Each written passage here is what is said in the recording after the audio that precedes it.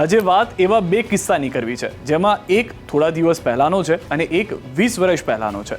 સંકટના સમયમાં ટેકનોલોજી હોય પરંતુ સાહસ, અનુભવ અને ટીમવર્ક ન હોય તો કેટલા માઠા પરિણામ આવે છે એની વાત કરવી છે.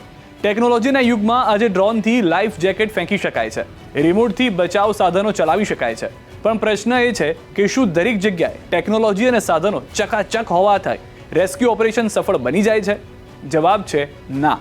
કેમ કે આ પ્રકારના ઓપરેશનમાં સાહસ, સમન્વય, અનુભવ, આત્મવિશ્વાસ અને કોઠાસૂઝ અતિ મહત્વની બની જાય છે.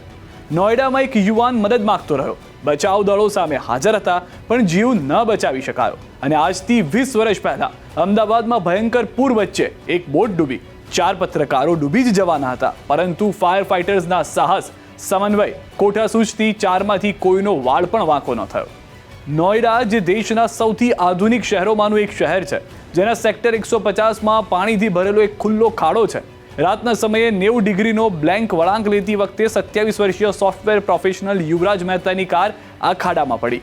યુવરાજ કારમાંથી બહાર નીકળવામાં સફળ રહ્યા.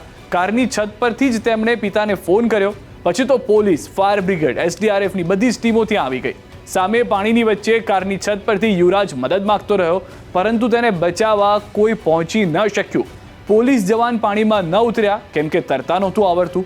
ફાયર બ્રિગેડના જવાનો પણ પાણીમાં સળિયા હશે એવું વિચારીને અચકાતા હતા. ઠંડી પણ ખૂબ હતી. એક જવાન પાણીમાં ઉતર્યો ખરો, જો કે વધારે આગળ ન જઈ શક્યો અને પાછો ફર્યો.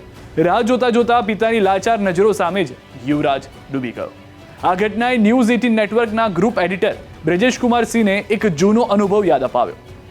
પોતાના આ અનુભવને યાદ કરતા બ્રજેશ કુમાર સિંહે અમદાવાદ મહાનગરપાલિકામાં તત્કાલીન chief fire officer MF Dastur, additional chief fire officer Rajesh Bhatt ઉપરાંત 3 અન્ય અધિકારી ધીરેન્દ્ર વર્મા, જયેશ ખડિયા અને મિથુન મિસ્ત્રી તથા ફાયર વિભાગની ટીમમાં સામેલ સેંકડો અનુભવી કર્મચારીઓને યાદ કર્યા, જેઓ ઇમરજન્સી કોલ મળતાની સાથે જ તાબડતોડ દોડી જતા હતા. આ અનુભવને વાગોતા બ્રજેશ કુમાર સિંહે જણાવ્યું કે 31 જુલાઈ 2006નો દિવસ હતો. અમદાવાદ નજીક ગાણોલ ગામમાં સાબરમતી નદીના પાણી ફરી વળ્યા હતા. એ સમયે ગુલાબની ખેતી કરનાર ખેડૂત પરિવારોને બચાવવા માટે અમદાવાદ ફાયર એન્ડ ઇમરજન્સી સર્વિસીસને ટીમ પહોંચી હતી, જેનું રિપોર્ટિંગ કરવા માટે તેમના સહિતના પત્રકારો પણ ત્યાં પહોંચ્યા હતા. સાબરમતી નદીમાં પાણીનું રૌદ્ર સ્વરૂપ હતું. ઊંચી લહેરો સાથે પાણીનો પ્રવાહ પ્રચંડ હતો. સમગ્ર બચાવ અભિયાનની કમાન આ સમયે મિથુન મિસ્ત્રી સંભાળી રહ્યા હતા. બ્રજેશ કુમાર સિંહે રિપોર્ટિંગ કરવા માટે કેમેરામેન સાથે બોટમાં બેસીને સામેના ટાપુ પર જવાની ઈચ્છા દર્શાવી, જ્યાં ખેડૂતો ફસાયેલા હતા. મિસ્ત્રીએ બંનેને ખાસ બોટમાં બેસાડ્યા, જે મેટલથી બનેલી હતી, જેમાં જૂની મર્સિડીઝ કારનું એન્જિન લગાવેલું હતું. MF દસ્તુર સહિતના ફાયર અધિકારીઓ સહિત અમદાવાદ વર્કશોપમાં રાહત અને બચાવ કાર્ય માટે આ પ્રકારના ઉપકરણોનો આવિષ્કાર કરતા રહેતા હતા. બોટ એરક્રાફ્ટ બોટ તરીકે પણ ઓળખાતી હતી. બ્રજેશ કુમાર સિંહ ઉપરાંત તેમના કેમેરામેન પવન જાયસવાલ પણ સવાર થયા.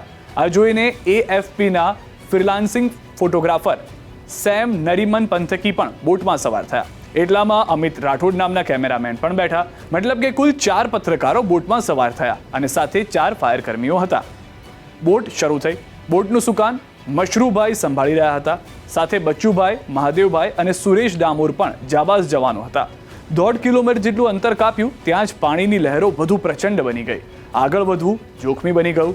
મશરૂભાઈને સ્થિતિનો અંદાજ આવી ગયો. તેમણે બોટ ફરી કિનારા તરફ વાળવાનું નક્કી કર્યું. આ દરમિયાન જ બોટ પલટી ગઈ અને બધા ડૂબવા લાગ્યા. બ્રજેશ કુમાર સિંહ સહિત 4 પત્રકારો ફફડી ગયા, પરંતુ મશરૂભાઈ સહિતના 4 ફાયર કર્મીઓએ તરત જ રિંગ બનાવી એ સુનિશ્ચિત કરી દીધું કે તમે સુરક્ષિત છો. 4માંથી કોઈ ફાયર જવાનોએ લાઈફ જેકેટ પહેરેલા નહોતા, કારણ કે તેઓ કુશળ તરવૈયા હતા. તરત જ પત્રકારોને લાઈફ જેકેટ પહેરાવી દેવાયા. આ દરમિયાન એક ફાયર જવાને ડૂબકી મારીને અંદાજે 17 ફૂટ ઊંડે ડૂબી ગયેલી બોટમાં બાંધેલી રસ્સી છોડી લાવ્યા અને ત્યારબાદ 4 પત્રકારોની કમર પર બાંધી દીધી. જ્યારે રસ્સીનો બીજો છેડો પાણીમાં ડૂબેલા એક ઝાડની ટોચ પર બાંધી, જેથી કોઈ તણાય નહીં. 1.5 કલાક જેટલો સમય વીતી ગયો હતો. 4 પત્રકારો હવે તણાશે નહીં એવી પાક્કી ખાતરી થયા બાદ સુરેશ ડામોર તરીને 1.5 કિલોમીટર દૂર આવેલા કિનારે પહોંચ્યા, જ્યાં મિથુન મિસ્ત્રી સહિતની ટીમને બોટ પલટી ગયાની જાણ કરી. ત્યાં જ એક બોટ આવવાનો અવાજ આવ્યો અને 15 મિનિટમાં ફાઇબર બોટ પત્રકારો જ્યાં હતા ત્યાં આવી પહોંચી, જેમાં સફેદ લુંગી કુર્તામાં એક સજ્જન નજરે પડ્યા, જેના લલાટે ગોળ લાલ તિલક હતું, જેના પરથી તેઓ સ્વામિનારાયણ સંપ્રદાય સાથે જોડાયેલા હોવાનું લાગ્યું. બોટમાં ફાયર ઓફિસર મિસ્ત્રી પોતે પણ હતા. બાદમાં બધાને બોટમાં બેસાડીને કિનારે પહોંચાડાયા. દુર્ઘટનામાં 1.5 કલાક પછી બધા ફરી કિનારે પહોંચ્યા, જ્યાં ધોળકા વિધાનસભાના ધારાસભ્ય અને તત્કાલીન કૃષિ મંત્રી ભૂપેન્દ્રસિંહ ચુડાસમા હાજર હતા. પત્રકારો ત્યાં પહોંચ્યા જ તેઓ ગળે મળ્યા અને આંખમાં આંસુ સાથે બોલ્યા કે તમને લોકોને કંઈ થઈ ગયું તો હોત તો હું શું મોઢું દેખાડત. જો કે આટલી ઝડપથી મદદ પહોંચી કઈ રીતે એ જાણવાનો પ્રયાસ કરતા ખબર પડી કે જ્યારે નદીમાં પત્રકારો સાથેની બોટ ડૂબી ત્યારે કિનારે ઉભેલા મિસ્ત્રીને દુર્ઘટનાની ખબર પડી ગઈ હતી. એટલે તેમણે તરત જ નજીકના એક ગામમાં બચાવ કામગીરી કરનારા સ્વામિનારાયણ સંપ્રદાયના ફૂલ ટાઈમ વોલેન્ટિયર અરુણ ભગત, કે જેઓને અરુણી મહારાજ તરીકે પણ ઓળખવામાં આવે છે, તેઓને જાણ કરી. BAPS સાથે જોડાયેલા અરુણી મહારાજ મારતે ઘોડે પહોંચ્યા અને જીવ બચાવ્યો. એક મજબૂત બોટ પહેલા જ ડૂબી ગઈ હોવા છતાં અરુણી મહારાજે જોશ અને હોશથી કામ લીધું અને ચારે પત્રકારોનો જીવ બચાવી લીધો. એટલા માટે જ દુર્ઘટનામાં 1.5 કલાકમાં ઓપરેશન પાર પાડ્યું. 16 જાન્યુઆરીની રાત્રે નોઈડામાં પણ યુવરાજ મહેતાને બચાવવા માટે પણ લગભગ એટલો જ સમય હતો. વળી અહીં તો અંતર 1.5 કિલોમીટર નહીં, અમુક ફૂટનું જ હતું. આ બંને ઘટનાઓ પરથી સ્પષ્ટ થાય છે કે આવા ઓપરેશનમાં તાલીમ, અનુભવ, ટેકનોલોજી, સાહસની સાથે ટીમ વર્ક પણ જરૂરી છે. જો કદાચ નોઈડામાં પણ 16 જાન્યુઆરીની એ રાત્રે કોઈ મશરૂભાઈ હોત, કોઈ બચુભાઈ હોત, કોઈ સુરેશભાઈ હોત, અથવા તો સમગ્ર બચાવ રણનીતિ અને આગેવાની કરનાર મિથુન મિસ્ત્રી જેવા ફાયર અધિકારી હોત, જો કદાચ અરુણી ભગત જેવા તારણહાર હોત, તો કદાચ એક યુવાન આજે પણ જીવતો હોત.